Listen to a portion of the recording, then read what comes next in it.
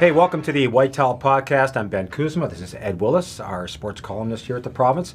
We're going to take a look at a lot of things, and we'd be remiss if we didn't look back at what occurred the other night and what it means today. Ed, what did you make of a 9-2 thumping that the Canucks absorbed in Tampa to open a 5-game Yes, trip? I think a sobering moment for our potential juggernaut, don't you think?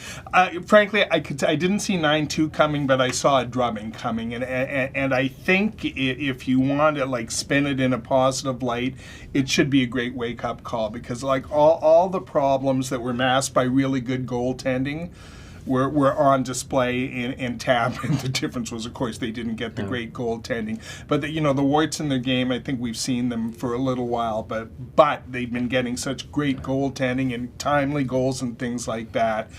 Maybe gave a little false sense of where the team is now. What do you think? Yeah, I think the worst thing would have been an empty goal 4-2 loss. Yeah. I think, they say winning solves everything. I mean, you never critique a win. And let's be honest, that 7-game win streak, there were a few in there where if it wasn't for Markstrom, they don't get the W. So unfortunately, I did like the fact they got slapped around a bit. It reminded me of the game in Pittsburgh in late November. They had a 6-3 lead midway through the third period, and Malkin decided to decide the outcome, and next thing you know, it's an 8-6 loss.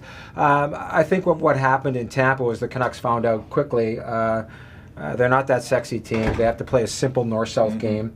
They have to, you talk about getting pucks in, turnovers. It doesn't make for great copy, but it's the way they need to play. You get in a track meet with that team, and you get that end result. I think it was a culmination, like you said. I've been seeing games where there's been no back pressure, wider gaps than pick somebody with a bad tooth gap. And goaltending kept him in. I just think maybe exposed a little bit on the back end. I just think it's one of those nights where, and Travis Green, to his credit, basically said, bad game. You could see it coming. And let's be honest, 3 goals in under almost a minute, 4 in 3 minutes. When it went from 2-2 to 6-2 in a snap of a finger, there's no, hey, let's rally the troops after the second intermission in the room. It's kind of like a tire fire. You just let it burn. You move on to practice the next day. So, which brings us up to another big point here. I mean, this is a pretty telling 5-game trip. I mean, you go into Florida, a team that's a playoff contender. Minnesota suddenly turned its act around. You got to go into Buffalo, and you got to go into Winnipeg. I mean, how crucial is this? I mean, how many wins do you think they have to pick out of this thing to stay in the Well, race? Yeah, I think 500 is always the goal on the road, right? But and it's interesting. Yes, I think this is a telling road trip for the Canucks. But let's be honest here. Every game is a measuring stick for this team. They just can't afford to take a night off, to take a 2 or 3 game stretch off. Like they got drubbed last night. All of a sudden, they're out of the playoffs. Yeah. And that's how tight it is in the West. They went on that 7-game winning streak, and I think they picked up 3 points on, I can't remember what team it was they were chasing, or the team that was chasing them. So there is no margin for error. It really is an examination of their game virtually every night they play. So yes, important. Yes, 500 should be the goal, but we're going to be having this conversation a lot over the next couple of months. I was doing some simple math, and it looked like they need to win about 23 of the remaining games in the second half, which is doable to get around that 94. I think it's going to be 96. We talk about the 94 being the bar. It's such a good division and conference. I think it could be 96.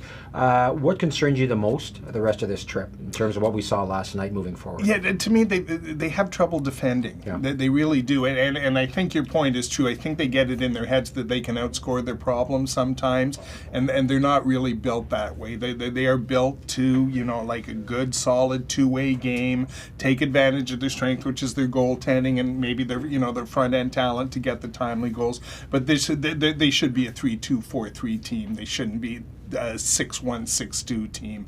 And again, that should have been the lesson they learned in Tampa Bay. We'll see if it sticks. Yeah, 2 things. I mean, they still struggle to score at even strength. I mean, unless Louis putting one off somebody's foot.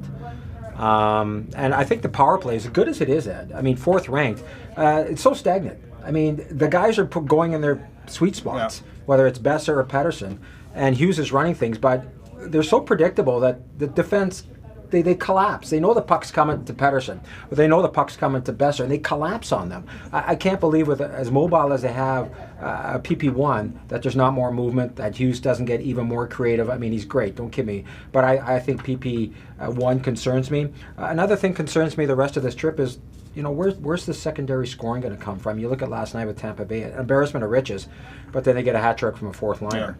Yeah, With the Canucks, I mean, it's been a nice push by Virtanen. There's been something there from Gaudette. I just think if they're going to make this at least a 500 trip, they've got to get more secondary scoring, which, this trip is also going to lead us into some more navel gazing about, you touched on this the other day, about the contracts that are up. There are probably 8 or 9 guys on the current roster you may have to consider, and if you look into the minors, there's almost 20. And we talk a lot about the big ones, whether it's what do you do with Virtanen, what do you do with Tanev, what do you do with Stetcher? But then you got guys like Schaller and Mott, and you guys got guys like McEwen and Grayevac on the farm who might be fourth liners next year.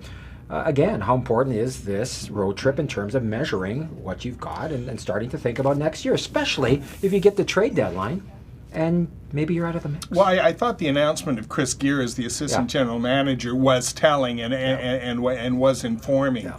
All of a sudden, there was a real push from the organization to get this guy out front. Yeah. And because he'd been really operating in the shadows for the last 4 years, but he is the contract guy. He's going to be the negotiator. His plate is the plate on which all of this falls. So really critical time in the evolution of the organization. Some reason to be positive, yes, with the draft picks and everything, but they've got some hard decisions coming I like up. what they did there with Gear too. Just to wrap up here, I mean, any organization play to your strengths. I mean, let's be honest. The big capologist is in Toronto right now from another movie, Mr. Gilman, and this is job one. You buy another year with Pettersson and Hughes, and then you've got to really buck up for them. I like the fact that the Canucks didn't go and bring somebody in from the outside. We know Jim Benning's strength is drafting and evaluation. Weisbrod's on the road 200 days a year, and Gear is going to be the contract guy. I like that they did it from within, and everybody has a defined role, and there should be some symmetry there. So thanks for listening and watching, and we'll see you again.